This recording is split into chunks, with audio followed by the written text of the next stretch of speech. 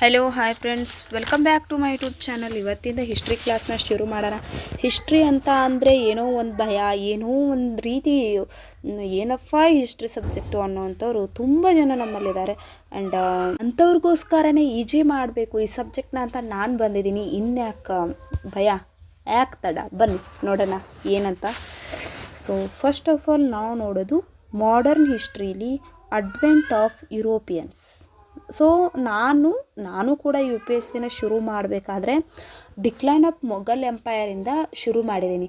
But ನಾನು ಓದಬೇಕಾದ್ರೆ, revise ಮಾಡಬೇಕಾದ್ರೆ ಮತ್ತು ನಾವೇ UPSC ಪ್ರಿಪ್ರೇಷನ್ನ ಮಾಡಬೇಕಾದ್ರೆ ನಾವು ಇನ್ನೊಬ್ಬರು ಸಜೆಷನ್ಗಿಂತ ಹೆಚ್ಚಾಗಿ ನಮ್ಮದೇ ಅನುಭವಕ್ಕೆ ಕೆಲವೊಂದಿಷ್ಟು ವಿಷಯಗಳು ಬರ್ತವೆ. ಸೊ ಅವುಗಳನ್ನೆಲ್ಲ ಗಮನಿಸಿದಾಗ ಇಲ್ಲಿ ನಾನು ಸ್ವಲ್ಪ ಡಿಫ್ರೆಂಟಾಗಿ ಸ್ಟಾರ್ಟ್ ಮಾಡ್ತೀನಿ ಆ್ಯಂಡ್ ಇದು ಹೆಲ್ಪ್ ಆಗುತ್ತೆ ಅದಕ್ಕಿಂತ ಅಂತ. Okay, that's I advent of Europeans. Advent of Europeans. So Europeans ಬಂದುಬಿಟ್ಟು ಇಂಡಿಯಾಕ್ಕೆ ಬರಲಿಕ್ಕೆ ಏನಕ್ಕೆ ಇಂಡಿಯಾಕ್ಕೆ ಬಂದರು, ಅದೆಲ್ಲ ಡಿಫ್ರೆಂಟ್ ಕಾಸಸ್ ಇದೆ. ಅದನ್ನು ಮುಂದೆ ನಾನು ಎಕ್ಸ್ಪ್ಲೇನ್ ಮಾಡ್ತೀನಿ. ಹಿಯರ್ ನ್ಯಾರೋ ಆಗಿ ನಾವು ಇವಾಗ ತಿಳ್ಕೊಬೇಕು ಅಂತಂದರೆ, this is the India and this place is the called as the golden bird at that time. This place called as the golden bird at that time. This is the land of philosophy, land of knowledge, and this is the wealth land. Okay, this has a huge wealth. Okay, land Curjun says East is like a university where no one can take the degree. ನೀವು ಇದನ್ನು use ಮಾಡ್ಕೋಬೋದು. Answer ರೈಟಿಂಗಲ್ಲಿ ಇದನ್ನ use ಮಾಡಿಕೊಂಡ್ರೆ half marks ನಿಮಗೆ ಸಿಕ್ಬಿಡುತ್ತೆ. Okay, ಇಂಥ ಒಂದಿಷ್ಟು ನೀವು ಆನ್ಸರ್ ರೈಟಿಂಗ್ ಮೇನ್ಸಲ್ಲಿ ಏನೂ ಇಲ್ಲ, ನೀವು ಎಷ್ಟು ಓದಿದ್ದೀರಾ ಅನ್ನೋದಕ್ಕಿಂತ ನೀವು ಯಾವ ರೀತಿಯಾಗಿ ಆನ್ಸರ್ನ ಬರೀತಿದ್ದಾರೆ, ಯಾವ ರೀತಿಯಾಗಿರ್ತಕ್ಕಂಥ ಪದಗಳನ್ನು ಯೂಸ್ ಮಾಡ್ತಾ ಇದ್ದೀರಾ, this is the very important. ನಾನು UPSC ಮೇನ್ಸ್ಗೋಸ್ಕರ ನನ್ನದೇ ಆಗಿರತಕ್ಕಂಥ ಒಂದು ಸ್ಟ್ರಾಟಜಿನ ಫಾಲೋ ಮಾಡ್ತಾಯಿದ್ದೀನಿ. ಅದು ನಿಮಗೂ ಕೂಡ ಶೇರ್ ಮಾಡ್ತೀನಿ. ಬಟ್ ಇವಾಗಲೇ ನಾನು ಶೇರ್ ಮಾಡಿದೆ ಅಂದರೆ ನಿಮ್ಮ ಕಾನ್ಸಂಟ್ರೇಷನ್ ಅದರ ಕಡೆಗೆ ಡಿಕ್ರೀಸ್ ಆಗುತ್ತೆ ಆ್ಯಂಡ್ ನೀವು ಬರೀ ಅದನ್ನೇ ಕಲೆಕ್ಟ್ ಮಾಡ್ಕೋತಾ ಕೊಡೋದ್ರಲ್ಲಿ ಟೈಮ್ ಪಾಸ್ ಮಾಡಿಬಿಡ್ತೀರ. ಆ್ಯಂಡ್ ಏನಾದರೂ ಒಂದಿಷ್ಟು ಸ್ಟ್ರಾಟಜಿಕಲ್ ಆಗಿರುವಂಥ ಕ್ವಶನ್ಸ್ ಏನಾದರೂ ಬಂದರೆ ನೀವು ಫೇಲ್ ಆಗಿಬಿಡ್ತೀರ. ಓಕೆ, ದಟ್ಸ್ ಈಗಲೇ ಅದನ್ನು ನಾನು ಡಿಸ್ಕ್ಲೋಸ್ ಮಾಡಲ್ಲ. ನೀವು ಇವಾಗ ಚೆನ್ನಾಗಿ ಓದಬೇಕು ಆ್ಯಂಡ್ ನಿಮಗೂ ಕೂಡ ಅನುಭವಕ್ಕೆ ಬರಲಿಕ್ಕೆ ಶುರು ಆಗುತ್ತೆ ಕೆಲವೊಂದಿಷ್ಟು ವಿಷಯಗಳು. ಆಗ ನಾನು ಇದನ್ನು ಹೇಳಿದ್ರೆ ನಿಮಗೆ ಬೇಗ ಕನ್ವಿನ್ಸ್ ಆಗುತ್ತೆ ಅಂತ. ಓಕೆ, ಇವಾಗ ನಾವು ಹೋಗೋಣ. Ottoman Emperor ruled in this area. Okay, Ottoman Emperor, here the India and here Ottoman Emperor ruling this area. So Muhammad Caliph lived between 570 to 632. Muhammad prophet, Muhammad ಏನು ಮಾಡ್ತಾರೆ, 570 632ವರೆಗೆ ಬದುಕ್ತಾರೆ. ಇವರನ್ನು ಮುಸ್ಲಿಂ ಧರ್ಮದ ನಿರ್ಮಾಪಕರು ಅಂತ ಹೇಳಿ ಕರಿತೀವಿ. ಓಕೆ, ಅದಾದ ನಂತರ ಈ ಮುಸ್ಲಿಂ ಧರ್ಮವನ್ನು ಪ್ರಚಾರ ಮಾಡೋದಕ್ಕೋಸ್ಕರ ಬಂದಿರುವಂಥ ಅವರ ಫಾಲೋವರ್ಸ್ಗಳನ್ನ ನಾವೇನಂತ ಕರಿತೇವಪ್ಪ ಅಂತಂದರೆ ಕ್ಯಾಲಿಪ್ಸ್ ಅಂಥೇಳಿ ಕರಿತೇವು. ಏನಂತ ಕರಿತೇವು? ಕ್ಯಾಲಿಪ್ಸ್ ಅಂಥೇಳಿ ಕರಿತೇವು. And Ottoman emperors themselves, they are called as we are the caliphs. ಅವರೇ ಏನಂತ ಕರ್ಕೋತಾರೆ, ನಾವು ಕ್ಯಾಲಿಪ್ಸ್ ಅಂತ ಅಟೋಮನ್ ಎಂಪರರ್ಸ್ ಕರ್ಕೊಳ್ತಾರೆ. ಅದಾದ ನಂತರ ನಾವಿವಾಗ ಯುರೋಪ್ ಮತ್ತು ಇವಾಗ ವರ್ಲ್ಡ್ ಮ್ಯಾಪ್ ನೋಡೋಣ. So world map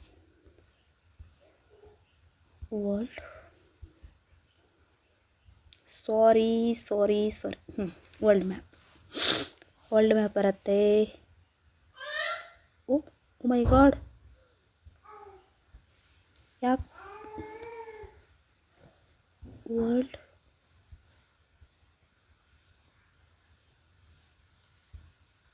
here search ಮಾಡೋಣ.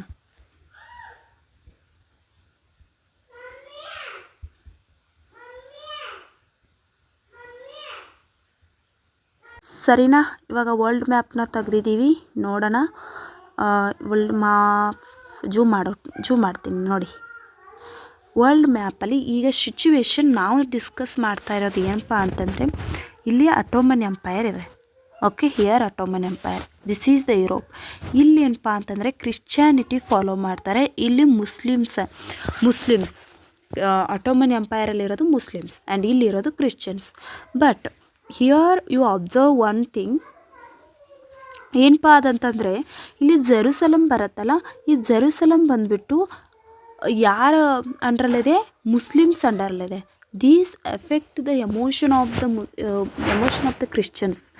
That's why Ottoman emperors also captured the Constantinople. Okay, here the Constantinople, and this is the place which is the connection between Europe and India for the purpose of trade.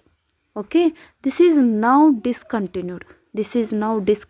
Because of the Ottoman Emperor captured that. Okay, that's why both of them, Ottoman Emperor and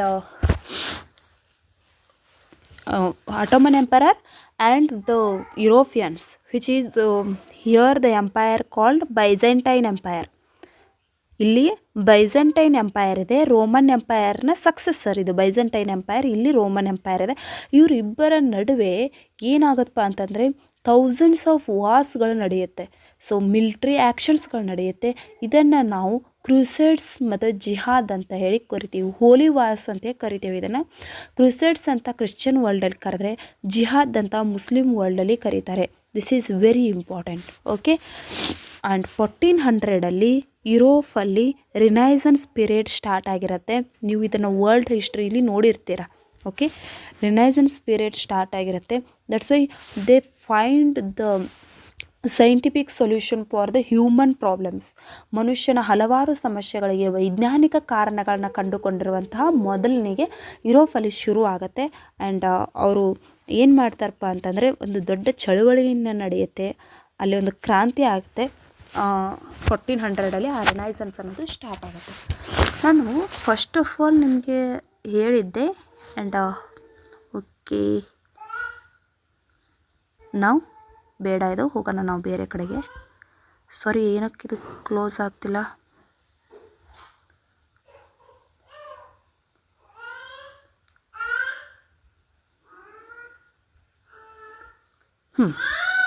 okay, ಇವಾಗ ನಾನು ಬೇರೆ, ಇದು ಮೇನ್ಸ್ಗೆ answer ಕೂಡ ಹೌದು, ತುಂಬ concentrate ಕೊಟ್ಟು ಕೇಳಿ. Why Europeans want to discover sea route to India? Why sea route to India?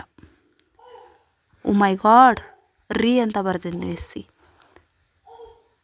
C route to India. Okay, why sea route to India? So needed access to Indian goods. First reason ಬಂದುಬಿಟ್ಟು ಇದಕ್ಕೆ, they needed access to Indian goods. ಯಾವ್ಯಾವ Indian goods? All of you know that. Okay, ಇದನ್ನು ನೀವು ಪ್ರೈಮರಿಯಿಂದ ಓದಿರ್ತೀರ. Indian goods ಬಂದುಬಿಟ್ಟು spices, textile, silk. Okay, these type of goods. And also ನೀವು mains ಬರೆಯುವಾಗ ಈ ಪಾಯಿಂಟ್ನ ಬರೀಲೇಬೇಕಾಗತ್ತೆ, ಯುನಿಕ್ ಆಗಿರುತ್ತೆ ನಿಮ್ಮ answer. India is known for the quality products in 1700s.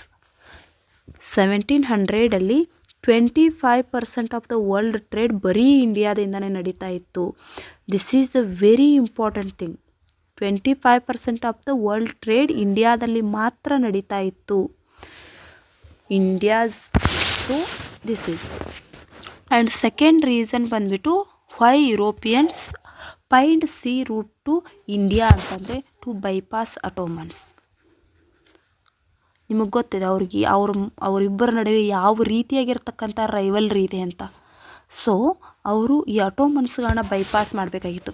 ಇವಾಗ ನಾನು ಆಗಲೇ ತೋರಿಸಿದೆ ನಿಮಗೆ ಕಾನ್ಸ್ಟಾಂಟಿನೋಪಲ್ನ. ಇಲ್ಲಿ ಕಾನ್ಸ್ಟಾಂಟಿನೋಪಲ್ಗೆ, ಸಾರಿ, ನಾನು ಮತ್ತೆ ಅದಕ್ಕೆ ಮ್ಯಾಪೆಲ್ಲ ತೆಗೆದು ಕೊಡ್ಕೋದು ಬೇಡ, ನಾನು ಇಲ್ಲಿ ನಿಮಗೆ ಇದು ಮಾಡಿ ತೋರಿಸ್ತೀನಿ. Here the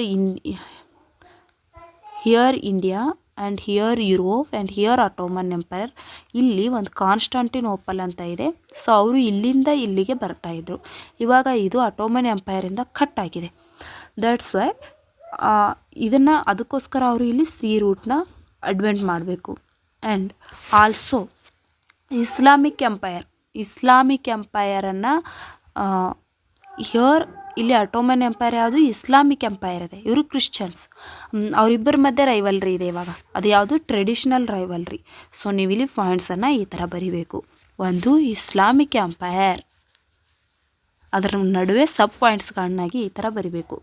Islamic empire, traditional rivalry, holy wars memory ಇದೆ ಅವರ ನಡುವೆ. And to avoid high tariffs also they take high tariffs. Here Europeans when goes by this route they collect high tariffs. Okay, when they collect high tariffs, Indian goods, this is the Indian good, go to there and here buy for the rupees buy, and here they take 5 rupees as the tariff. Then in Europe they want to sell 20 rupees because they add to their profit. ಅವ್ರ ಪ್ರಾಫಿಟನ್ನು ಇದಕ್ಕೆ ಸೇರಿಸ್ಕೋಬೇಕಲ್ಲ, ಅದಕ್ಕೋಸ್ಕರ ಇವಾಗ ಈ tariff ಇಲ್ಲ ಅಂತಂದರೆ ಇದನ್ನೇ 15 ರೂಪೀಸ್ಗೂ ಮಾರ್ಬೋದಲ್ವ. Cost extra ಆದಾಗೆ, cost ಹೆಚ್ಚಾದಾಗೆ ಅದನ್ನು by ಮಾಡುವಂಥವ್ರು ಕೂಡ ಬೈ ಮಾಡಲಿಕ್ಕೆ ಇಚ್ಛೆ ಪಡೋದಿಲ್ಲ. That's why. ಓಕೆ, ಅದಾದ ನಂತರ ಮತ್ತೆ ಥರ್ಡ್ ಬಂದುಬಿಟ್ಟು ಟೆಕ್ನಾಲಜಿಕಲ್ ಅಡ್ವಾನ್ಸ್ಮೆಂಟ್. ಥರ್ಡ್ ಏನು, technological advancement. Okay, renaissance phase start ಆಗಿರುತ್ತೆ, ಇನ್ವೆನ್ಷನ್ ಇರುತ್ತೆ, ಆ್ಯಂಡ್ ಕಂಪಾಸ್ ನ್ಯಾವಿಗೇಷನ್ ಸ್ಕಿಲ್ಲನ್ನು ಅವ್ರು ಕಂಡು ಹಿಡಿದಿರ್ತಾರೆ. ಫುಡ್ ಪ್ರಿಸರ್ವೇಟಿವ್ಸ್ ಕೂಡ. ಇವಾಗ ಇಂಡಿಯಾ ಮತ್ತು ಇಲ್ಲಿ ಯುರೋಪಿಂದ ಇಂಡಿಯಾಕ್ಕೆ ಬರಬೇಕು ಅಂತಂದರೆ ಫುಡ್ ಕೂಡ ಬೇಕಲ್ವಾ ಸಿಪ್ಪಲ್ಲಿ.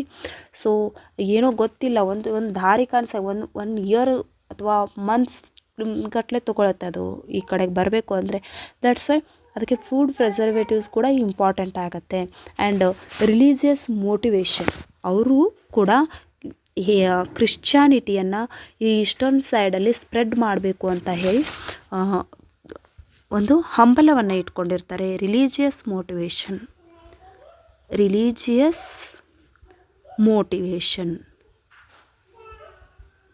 Okay, religious motivation and geopolitical rivalry. Same as India. This is ಹೆಂಗೆ ಇಂಡಿಯಾದಲ್ಲಿ ಎಂಪೈರ್ಸ್ ನಡುವೆ ರೈವಲ್ರಿ ಇದೆಯೋ ಹಾಗೆ ಯುರೋಪಿಯನ್ಸಲ್ಲಿ ಇವ್ರ ಮಧ್ಯೆನೇ ರೈವಲ್ರಿ ಇದೆ. ಸ್ಪೇನ್, ಪೋರ್ಚುಗಲ್, ಇಂಡಿಯಾ, ಡಚ್ ಇವ್ರ ಮಧ್ಯೆನೇ ರೈವಲ್ರಿ ಇದೆ. ಅವರು ಯಾವುದಕ್ಕೋಸ್ಕರ, ಗೋಲ್ಡ್, ಗ್ಲೋರಿ ಆ್ಯಂಡ್ ಗೋಸ್ಪೆಲ್ಗೋಸ್ಕರ ಅವರವರ ಮಧ್ಯೆನೇ ಏನಾಗ್ತಾ ಇದೆ, ರೈವಲ್ರಿ ಇದೆ. ದ್ಯಾಟ್ಸ್ ವೈ ನಾನು ಹೆಚ್ಚು ಗೋಲ್ಡನ್ನು ಕಲೆಕ್ಟ್ ಮಾಡಬೇಕು, ನಾನು ಹೆಚ್ಚು ಗ್ಲೋರಿ ಆಗಬೇಕು, ನಾನು ಹೆಚ್ಚು ಗೋಸ್ಪೆಲ್ನ ಕಲೆಕ್ಟ್ ಮಾಡಬೇಕು ಅನ್ನೋಕ್ಕೋಸ್ಕರ ಅವರವರ ಸಿ ರೂಟ್ಸ್ಗಳನ್ನ ಕಂಡುಹಿಡಲಿಕ್ಕೆ ಈಗ ತುಂಬ ಆತರ ಪಡ್ತಿರ್ತಾರೆ. ಸೊ 5 ರೀಸನ್ಸ್ಗಳನ್ನ ನಾವು ನೋಡಿದ್ದೀವಿ ಇಲ್ಲಿ. ಓಕೆ, 5 ರೀಸನ್ಸ್ಗಳನ್ನ ನಾವು ನೋಡಿದ್ವಿ. Needed access to Indian goods, and second one ಬಂದುಬಿಟ್ಟು ಬೈಪಾಸ್ ಅಟೋಮನ್ಸ್ಗಳನ್ನ ಬೈಪಾಸ್ ಮಾಡಬೇಕು. ಆ್ಯಂಡ್ ಥರ್ಡ್ ಒನ್ ಬಂದುಬಿಟ್ಟು ಅಲ್ಲಿ ಟೆಕ್ನಾಲಜಿಕಲ್ ಅಡ್ವಾನ್ಸ್ಮೆಂಟ್ ಆಗಿದೆ.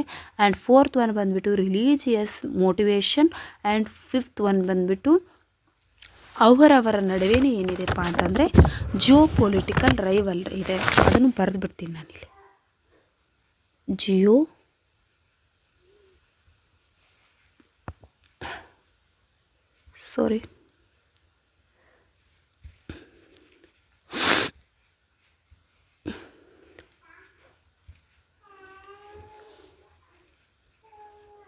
ಜಿಯೋಪೊಲಿಟಿಕಲ್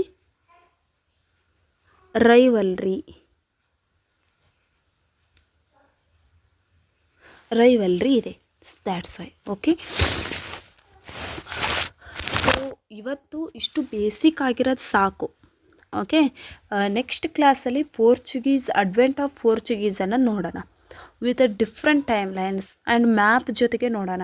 ಯಾಕಂದರೆ ಯು ಪಿ ಎಸ್ ಸಿ ಕ್ವಶನ್ಸ್ಗಳು ಯಾವ ರೀತಿ ಬರ್ತಾ ಇದೆಯೋ ಅದೇ ರೀತಿ ನಾವು ಓದಬೇಕಾಗತ್ತೆ, ಅದರ್ವೈಸ್ ನಾವು ಫೇಲ್ ಆಗ್ತೀವಿ. ಓಕೆ, ನಾವು ಯಾವ ರೀತಿ ಯು ಪಿ ಎಸ್ ಸಿ ಕ್ವಶನ್ಸ್ಗಳು ಬರ್ತಿದೆಯೋ ಅದಕ್ಕೆ ತಕ್ಕನಾಗಿರುವಂತಹ ಪ್ರಿಪ್ರೇಷನ್ ನಮ್ಮದು ಇರಬೇಕು. ಆ್ಯಂಡ್ ಇಷ್ಟನ್ನು ನೀವು ಓದಿ ಆ್ಯಂಡ್ ಇದನ್ನು ಓದಿ. ನೀವು ನಾನು ಅಂದ್ಕೊಂಡಿದ್ದೀನಿ ಎಷ್ಟೋ ಜನ ಯು ಪಿ ಎಸ್ ಸಿ ಕೋರ್ಸ್ನ ತೊಗೊಂಡ್ಬಿಟ್ಟು ಈ ವಿಡಿಯೋ ನೋಡ್ತಾ ಇರೋರಿಗೂ ಕೂಡ ನಿಮಗೊಂದು ಏನೋ ಹೊಸದು ಅಂತ ಅನಿಸುತ್ತೆ. ಯಾಕಂದರೆ ಎಲ್ಲರೂ ಕೂಡ ಡಿಕ್ಲೈನ್ ಆಫ್ ಮೊಘಲಿಂದನೇ ಹೋಗೋದು ಮಾಡರ್ನ್ ಹಿಸ್ಟ್ರಿಯನ್ನು ತೊಗೊಂಡು.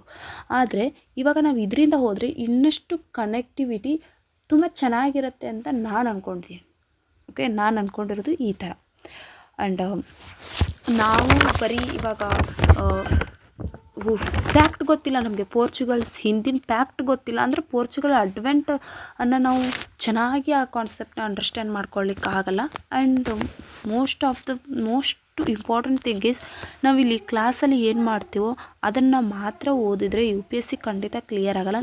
ನಿಮ್ಮದೇ ಆಗಿರುವಂಥ ಥಿಂಕಿಂಗ್ ಪ್ರಾಸೆಸ್ ಆ್ಯಂಡ್ ನಿಮ್ಮದೇ ಆಗಿರುವಂತಹ ಎಫರ್ಟ್ ಇದೆಲ್ಲನೂ ತುಂಬ ಇಂಪಾರ್ಟೆಂಟ್ ಆಗುತ್ತೆ ಯು ಪಿ ಎಸ್ ಸಿಲಿ. And if you complete one concept, because for example advent of Europeans, you have to take MCQs, PYQs for that concept. Okay, this is give clarity for you how we read and what are the errors done by me.